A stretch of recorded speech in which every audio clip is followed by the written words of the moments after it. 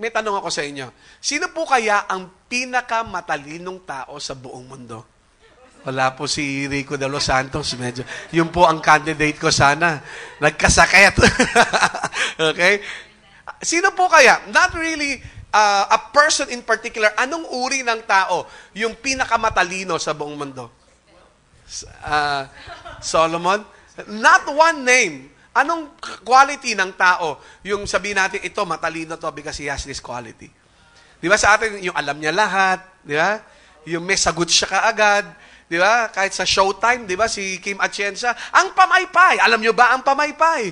Sabi sa akin ng anak ko, ang talino niya. Sabi ko, lahat yan scripted, anak. Lahat yan may researcher yan.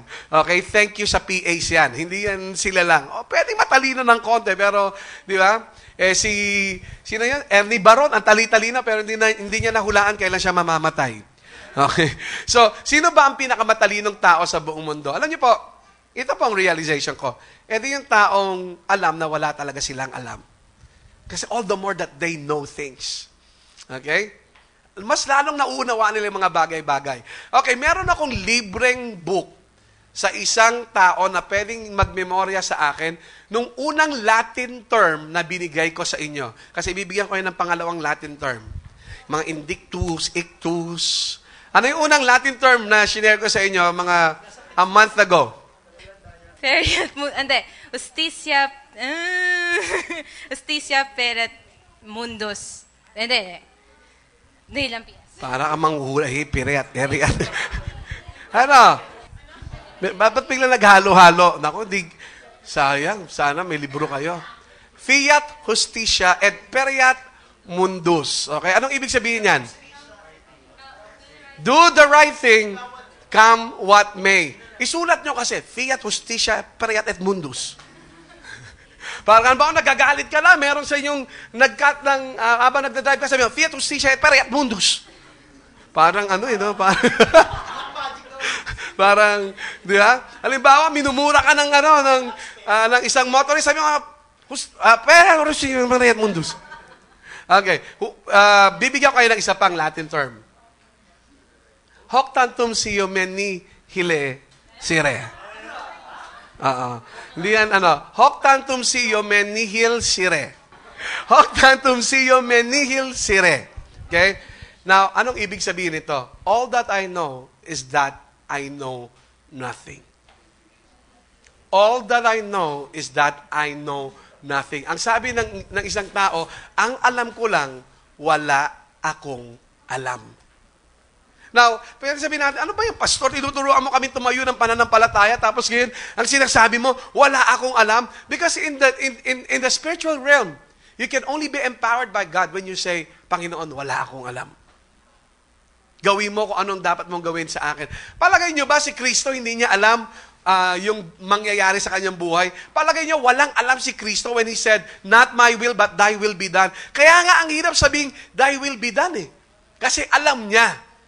Yeah? Yung mga pwedeng mangyari sa kanyang buhay. So, hoc tantum sio menihil sire means, all that I know is that I know nothing. Wala akong alam. Okay? Alam niyo po, this principle will help you out eh. Halimbawa, may nagsabi sa, alam mo ikaw, ang bobo-bobo mo. Ibig sabihin, if you're quick to say, pwede nga hindi ko alam yung alam niya. Hindi ka na makikipag-away. Okay? Kung yung supervisor mo, masyado sa yung harsh, pwedeng hindi ka na makipag-away. I'm not saying, i-condition nyo yung utak ninyo that you really do not know anything. Okay? This is about a humble state of the mind. That you say, sige, granted, baka pwede nga hindi ko alam yung alam niya. Okay? Titingnan ko muna. Okay? Kaya po yung mga magulang, di ba, pag sinasagot tayo ng mga anak, masakit.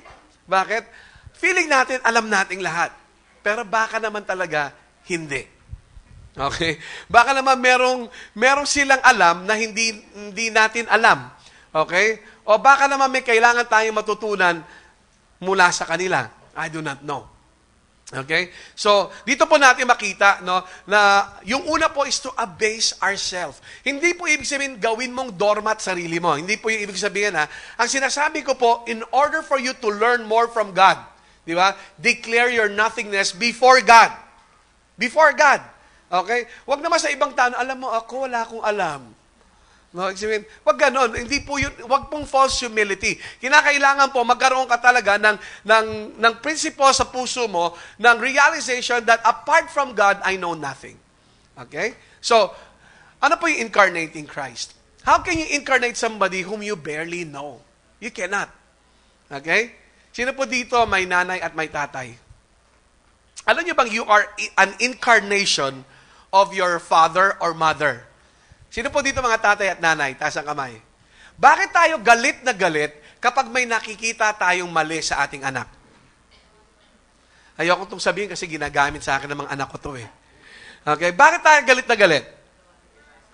Kasi nagawa natin o nakikita natin tayo sa kanila.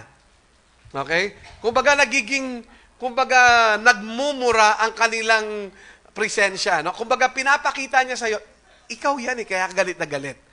Okay? So, dito po natin makita, how can you incarnate somebody you barely know? If you're going to incarnate Christ, the question is, are you intimate with Christ? This year will be a challenging year for Awake Church. We're going to start our evangelism. For the past 4 months, wala kayo narinig from us because we need to pray. We needed to establish our intimacy with God. But this year, January onwards, na puno po tayo ng plano in order to evangelize. Now, how can we incarnate Christ if we do not know Him? Alam niyo pang unang rason bakit we cannot evangelize? Why? Because we do not know Christ. Pwedeng we have accepted Christ, but we have stopped knowing Christ.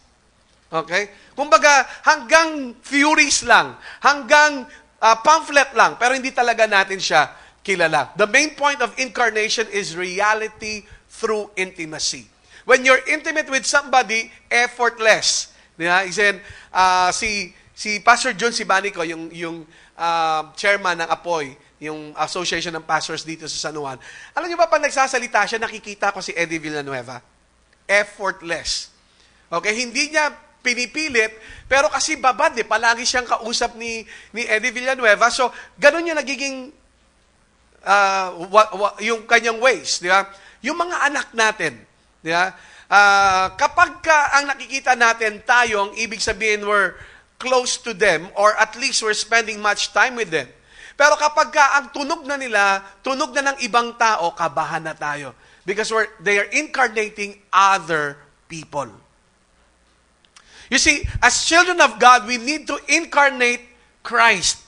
Dapat si Kristo ang nakikita. Now, look at the person next to you. Tingnan mo yung katabi mo. Okay, experiment tayo. Tingnan mo yung mata. Yung pinakamata, yung eyeball mismo. Tingnan mo nga. Sige. Ano nakikita mo? Yung eyeball niya, tingnan mo. Sige, magtitigan kayo. Yung eyeball niya, tingnan mo. Ano nakikita mo? Siyempre, image mo, di ba? Ang gusto po ng Panginoon, dumating yung panahon when He looks at you, He sees Himself. The incarnation of Christ. Okay? So, madali pong sabihin, pero again, sinasabi nga po natin, hindi po ganun kadaling mangyari. No? It takes really trust in the Lord. We will never have the right to represent Him if we don't seek to know Him deeper. As we seek to know Him, not as we want to, but as we ought to. Tayo po kasi, gusto natin makilala si Kristo the way we would like to see Him or know Him.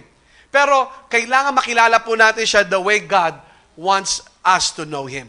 Okay? So, sabi po dito sa Proverbs 30 verse 4, Who has ascended into heaven and descended? Who has gathered the wind in his fist?